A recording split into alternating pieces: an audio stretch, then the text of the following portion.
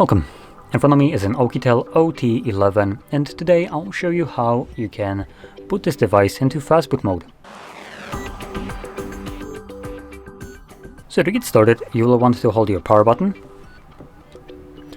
and from the boot options select power off and confirm it. When the device turns off, hold all three buttons, so volume up, down and power button. Camera, please focus. There we go, thank you. So yeah, power button, volume up and down. And in a moment you will see the OUKITEL logo, at which point let go of the power button, but keep holding volume up and down. This redirects us to the recovery mode. In here, using volume buttons either up or down, you want to navigate.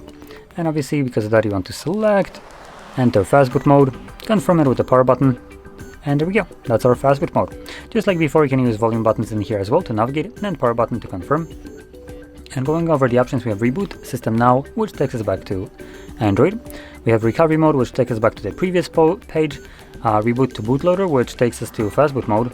And Power Off. So it's just a different Fastboot mode if I'm correct. In any case, I'm going to just stick with the first one, so I'm going to confirm Reboot System Now, and this will boot me back up into Android.